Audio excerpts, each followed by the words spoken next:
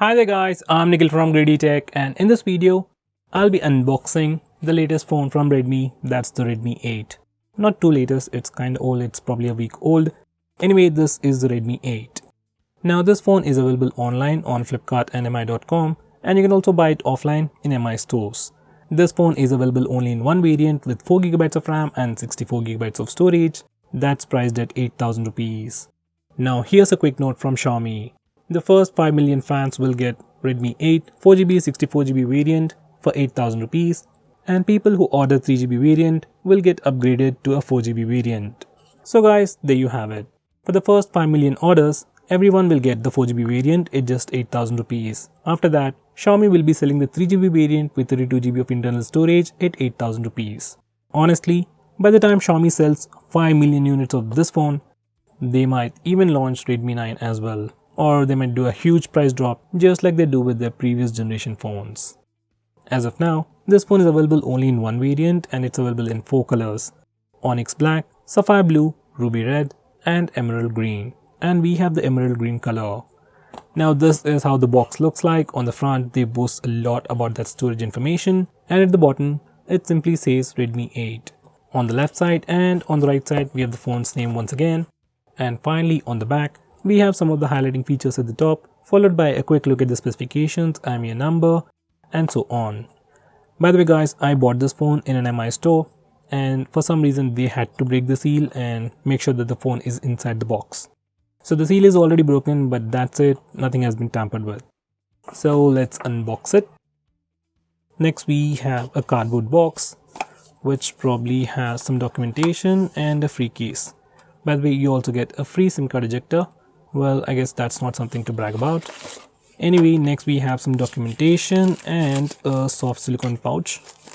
Seems to be completely transparent.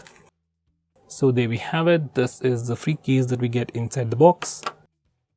Next we have the phone itself. I'll just come back to it in a second. Now let me just remove this as well. Next we have a 10 watts power adapter. And finally, a USB Type-C charging cable. So guys, these are all the contents of the box. Now let me just put everything aside and come back to the phone. Let me just remove these stickers as well. So guys, this is how the emerald green color looks like with that aura mirror design. And this is how the phone looks on the front.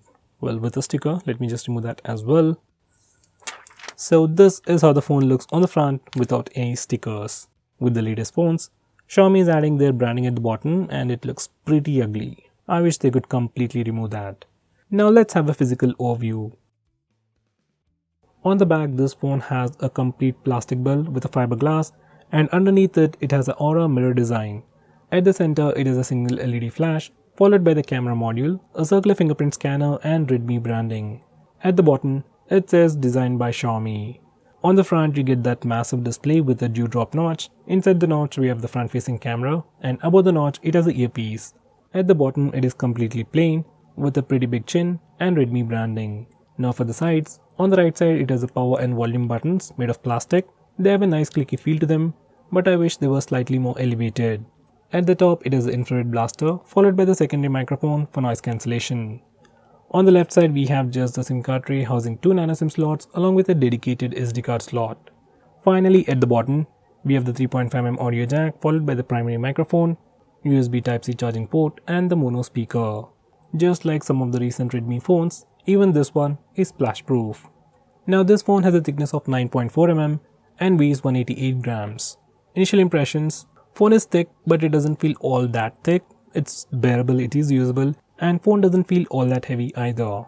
Considering the battery size, I guess that's understandable. Now let's test the case. So guys, this is how the phone looks with the case on. It is a slightly raised lip on the back protecting the camera module, so even when you place your phone directly on its back, camera module is still very well protected. It even has a slightly raised lip on the front, but it's almost negligible and I would not recommend you to place your phone directly on its face even when you're using this particular case. Now it has all the basic cutouts. It even has the small flap for the charging port to prevent some water damage. So that's all pretty cool, and with this particular case, buttons are not that easy to click. They are slightly hard to press. So guys, you can definitely use this case for a few days. It can give you some extra grip and protect your phone from smudges, but that's it. For long-term use, I'll recommend you to get a better case as soon as possible. Now these are the complete specifications. On the rear, it is a dual camera setup with a 12 megapixel primary camera with Sony IMX363 sensor with f1.8 aperture, followed by a 2 megapixel secondary camera for taking portrait shots. For selfies, it is an 8 megapixel camera with f2.0 aperture. On the front, you get a 6.22-inch IPS display with a dot notch with HD plus resolution, protected by a 2.5D curved Corning Gorilla Glass 5. Under the hood, it sports a Snapdragon 439 processor with Adreno 505 GPU with 4GB of LPDDR3 RAM and 64GB of storage. Powering this device is a massive 5000 mAh battery that supports fast charging up to 18 watts. But as I've told you earlier, inside the box, we just get a 10 watts power adapter. So guys, these are the specifications. Now let me turn on the phone, set it up and come back to you in a second. So guys, this is how the phone looks once we turn it on and completely set it up. This is our default launcher and these are all the apps that come pre-installed. As usual, there is no app drawer, so all the apps are thrown into the home screen. And as you can see, there is quite a bit of bloatware. And it seems like ads are still present even on this version of Redmi phones, and good luck dealing with that. So now let's check out the free RAM. So out of that 4GB of RAM, we have about 2.2GB of RAM free right out of the box. Now let's check the storage. Out of that 64GB of space, we get about 49.8GB of space for our user apps and user data. That's definitely more than sufficient for most people. And if you need more, we also have a dedicated SD card slot on this phone. So that's a pretty good thing. Now right out of the box, this phone is running MIUI version 10.3 based on Android version 9.0, that's Android Pie, and it has the August security patch. By the way guys, haptic feedback on this phone is kinda bad, just like other Redmi phones. Now let's check the camera interface. Now this is the interface for the rear camera. You have a toggle over here for AI mode, only for the rear camera. There's no support for AI mode for selfies. Now on the right side we have the portrait mode, that's the portrait mode for rear camera. Next we have Pro mode. Now for video recording, we can record video at a maximum of 1080p at 30 fps, and that's it. Now finally we have a short video mode. Now this is the interface for the front camera, and initial impressions, front camera doesn't look that impressive. Exposure control seems to be pretty bad, especially under 10,000 rupees, front cameras are always pretty bad. And the same seems to be applying here. Now on the right side we have portrait mode, that's for portrait selfies. Next we have Pro mode, which simply kicks us back to the rear camera. There might be a small camera bug. Now on the left side we have video recording for the front camera, and once again we can record video at a maximum of 1080p resolution even with the front camera. Finally we have short video mode for the front camera as well. So guys, this is the camera interface. There isn't anything fancy or anything new. There's no dedicated night mode on this phone either. Now these are some sample pictures. By the way guys, cameras on Redmi 8 and 8A are almost very similar. Let me know if you want to see a camera comparison between Redmi 8 and the Redmi 8A.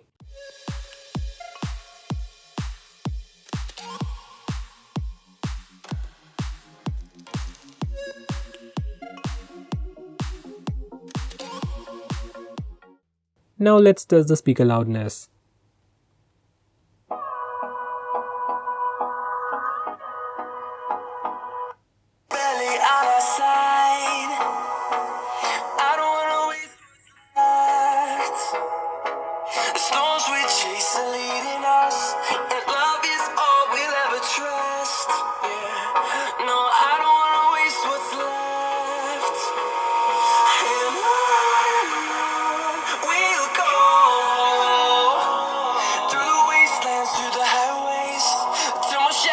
So guys, that was the speaker test. Speaker on this phone is sufficiently loud for media consumption, ringtones and alarms. No problem whatsoever. Now let's test the fingerprint scanner. I've already set it up and here we go. Fingerprint scanner is fast but not instantaneous like Oppo and Vivo phones. It's probably taking like half a second just to unlock the phone. It's definitely usable, but I wish it was a bit more faster. So that was the fingerprint scanner. Now let's test face unlock feature. Once again, I've already set it up and here we go. Even face unlock seems to be working really well. It's pretty fast, probably taking like a half a second to just unlock the phone in good lighting conditions. Now let's test it in low lighting conditions. Even in low lighting conditions, it is working, but it's slightly slower, probably taking a second now. Now let's test it in complete darkness. Even in complete darkness, surprisingly, it is working, but as usual, it is pretty slow. So guys, that was face unlock feature in all lighting conditions, and that's pretty usable. Now let's see some of the new features on this phone. First we have dark mode. So to enable that, you need to go to settings, then select display settings, and over here we have dark mode. Once you enable it, all the UI elements change to dark mode, and now the phone will look much more cooler, saves you some battery life, and also strains your eyes less at night. So this is dark mode. Next we have digital well-being feature from Google itself, and you can access it from settings. Using this feature, you can track your usage and set up limitations. And you also get this wind down feature, which can help you sleep faster at night. You can schedule it to automatically turn on do not disturb mode and enable grayscale mode at a specific time. And as you can see, grayscale mode has already been turned on, and this is the grayscale mode where everything is just in black and white. Let me just disable that for once. Now this is the regular mode where everything is colorful, and once you enable wind down, it'll just make everything black and white and hint you to go to sleep early. Definitely one of my favorite features. Besides these features, we still have the full screen gestures, and to enable them, go to full screen display, then select the second option. Now to go home, you can swipe from the center. For recent apps, just swipe and hold, and these are your recent applications. Now to go back a step, you can swipe from the right side or left side to go back a step. Now if you enable this particular toggle, you can quickly switch to your previous application by just swiping and holding from the sides. Just like that. You can do it from the left side and right side as well. So guys, these are the gestures, and I would definitely recommend you to try them out. Now before I conclude, these are the Antutu and Geekbench scores. So guys, this is the Redmi 8. Honestly, there isn't much difference between the Redmi 8 and the 8A. Both have the same camera, same processor, same 5000 mAh battery, and both phones support fast charging but comes with a regular 10 watts power adapter inside the box. So except for a few minor changes, there isn't a huge difference between Redmi 8A and Redmi 8. So overall, Redmi 8 is definitely a better phone than Redmi 8A. But if you consider the price and competition and other alternatives, Redmi 8 isn't a great pick or a great buy. In fact, it's not even a great value for money either. So guys, what do you think about this phone? Do let me know by commenting below this video, and if you're planning to buy this phone, use the link in the description. It always helps the channel.